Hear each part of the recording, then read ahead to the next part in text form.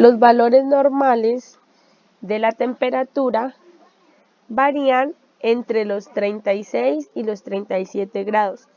Es decir, que si tengo desde 36 en adelante hasta 37, se considera como normotermia o temperatura normal.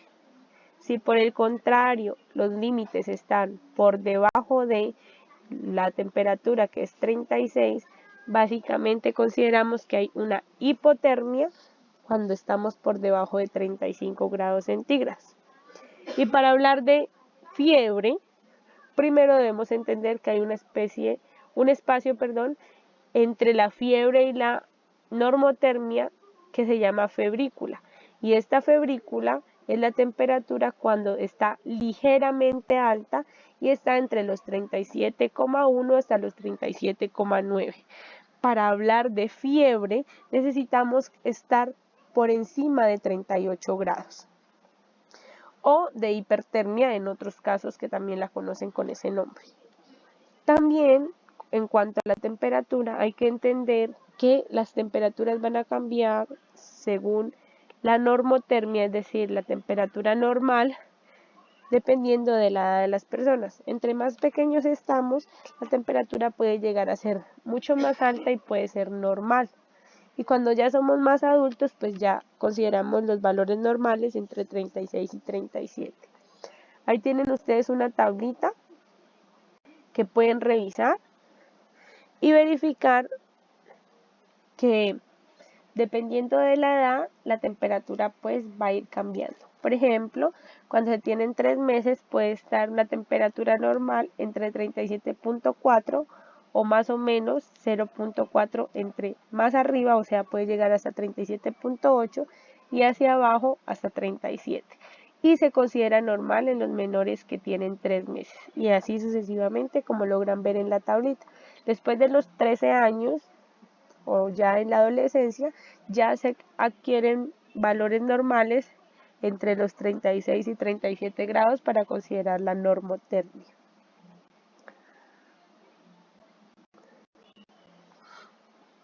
Para hablar de fiebre como tal, debemos entender que debe estar por encima de 38 grados centígrados. La fiebre siempre ocurre por reacción de algo, entonces puede estar relacionado con una infección, que esta puede ser la causa de la fiebre, y puede afectar a todo el cuerpo o a una parte específica del cuerpo.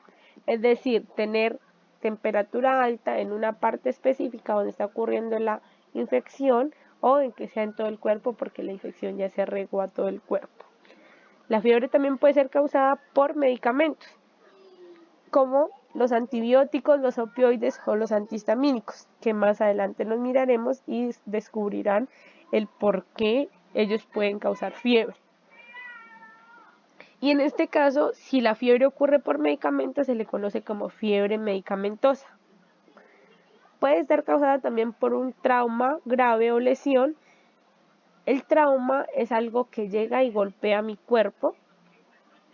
Y esto puede incluir también a veces con un ataque cardíaco, un ataque cerebral o el llamado golpe de calor o quemaduras. Otras causas también de la fiebre pueden ser la artritis, el hipertiroidismo y también algunos cánceres como la leucemia y el cáncer de pulmón. Pueden llegar a causar fiebre y en estos pacientes pues se trata de otra manera distinta y no se lo asocia siempre o únicamente a infección.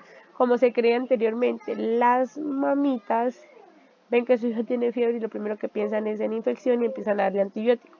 Y puede ser que no sea solamente por una infección. En cuanto a la hipotermia, que es la temperatura baja, que se considera hipotermia por debajo de 35 grados centígrados, esta puede ser grave e incluso mortal, pues una temperatura corporal muy baja suele reaccionar en nuestro cuerpo y causar algo que se conoce como shock. Y nuestro cuerpo cuando entra en shock no funciona y tiene un daño sistémico que a la final va a terminar causando la muerte. La mayoría de los casos, la hipotermia ocurre por exponerse a condiciones climáticas demasiado frías o bajas y también puede estar causada a veces por el consumo de alcohol o drogas que pueden estar en estado de adulteramiento y esto puede ocasionar también la hipotermia. Algunos trastornos graves metabólicos como la diabetes o el hipotiroidismo pueden causar hipotermia en los pacientes que sienten demasiado frío y que les cuesta ganar o controlar la temperatura corporal de su cuerpo. Una temperatura corporal baja también puede ser a causa de una infección, no necesariamente siempre la fiebre me indica infección, y eso también puede suceder con más frecuencia, sobre todo en los recién nacidos y en los adultos mayores que tienen un estado de salud demasiado frágil. Una infección muy grave, por ejemplo, como una septicemia, que significa que ya la infección se regó por todo mi cuerpo y está en sangre, también puede causar una temperatura normalmente muy baja que me puede indicar a mí lo que conocemos como los escalofríos.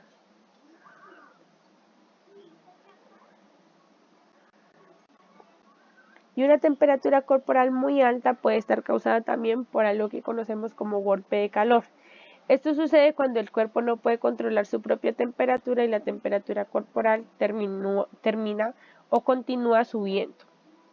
Los síntomas del golpe de calor incluyen alteraciones mentales como confusión, es decir, que no sabe quién es, delirio cuando se empiezan a hablar cosas incoherentes o puede haber pérdida del conocimiento. En la mayoría de los casos, el golpe de calor me indica a mí como signo el enrojecimiento de las partes del cuerpo que fueron afectadas por el sol, el calor y la sequedad de la piel, incluso también bajo las axilas no se suda y no hay reposición por parte de estos líquidos, sino que se empieza a sentir que la piel se empieza a resecar. Puede causar deshidratación grave y puede hacer que los órganos del cuerpo dejen de funcionar. Entonces, para explicar un poquitico más cómo se da el golpe de calor, entonces el golpe de calor clásico es cuando una persona no está demasiado activa siempre y luego va y sale, y cuando está haciendo mucho calor no deja que su cuerpo se enfríe solito ni por bastante tiempo a través de la sudoración.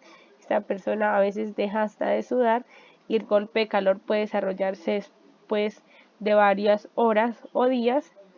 Los bebés y los adultos mayores y las personas que tienen problemas de salud crónico corren un poco más de riesgo de tener una afección grave cuando se les da un golpe de calor.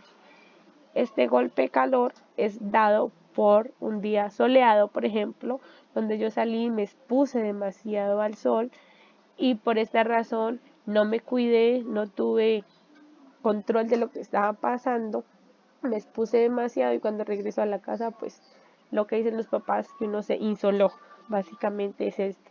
Solamente que en algunos casos puede ser tan drástico, sobre todo en las edades extremas como los pequeños, los bebés y los adultos mayores, y en ellos sí puede llegar a causar hasta la muerte.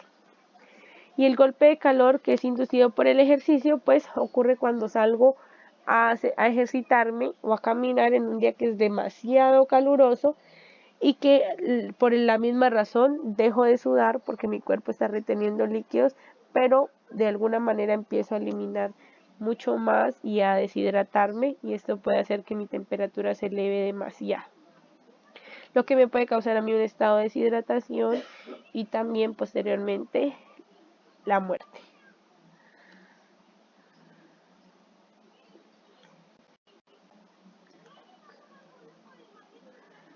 Los síntomas, pues en un golpe de calor, serían la temperatura corporal mayor a 40 grados, que ya está en fiebre, disminución de la frecuencia cardíaca según los valores normales, que ahorita lo vamos a ver, sensación de calor sofocante que no permite que yo pueda respirar fácilmente, mareos, náuseas y vómito, deshidratación y dolor de cabeza. Las personas más vulnerables, como les comentaba, son los niños, los adultos mayores y las personas que tienen enfermedades crónicas no transmisibles como la diabetes, la hipertensión, el hipotiroidismo y esas enfermedades que no son transmitidas por ningún bichito, digámoslo así, sino que se adquieren de generación en generación. ¿Cómo se puede prevenir?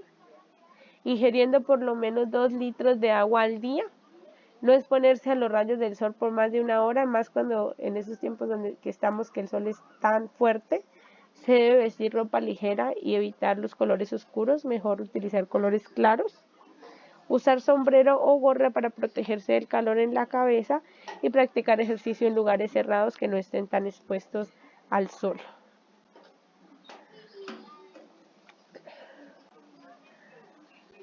Aquí está la técnica para tomar la temperatura, que de igual manera lo vamos a hacer apenas podamos vernos para realizar nuestras prácticas. Se debe revisar la preservación del termómetro. Estos termómetros que ustedes ven ahí, que son de mercurio, ya no se utilizan, que eran los viejos los que tocaba leerlos así a contraluz porque salía una rayita, ya no se utilizan por lo mismo que tienen mercurio. El que se utiliza es el que se ve arriba y el que está con el bebecito. Son termómetros digitales que se ponen en la persona y se debe esperar más o menos unos 5 minutos y el termómetro te arroja la información de manera digital. Se debe siempre, antes de tomar la temperatura, revisar que esté funcionando, reiniciarlo en caso del digital, desinfectar la barrita de aluminio con alcohol, explicarle siempre al paciente el procedimiento que se va a realizar, ubicar el termómetro preferiblemente bajo la axila. Ahí aparece que también se puede tomar en la boca y en el recto, pero por ejemplo en los niños en la boca lo podían morder y dañar, y en el recto pues solamente se da de hecho una temperatura mucho más específica y exacta, pero pues con todo lo que está pasando del género y todo eso, se optó por que no, porque pues podía ser considerado como abuso. Se espera luego 5 minutos y se hace la lectura de la temperatura. Cuando ya tengo la lectura de mi temperatura, debo registrar eso en una hoja de signos vitales que ustedes encontrarán en un hospital donde trabajen y realizar los cuidados pertinentes en caso de que encuentren alteraciones en la temperatura corporal.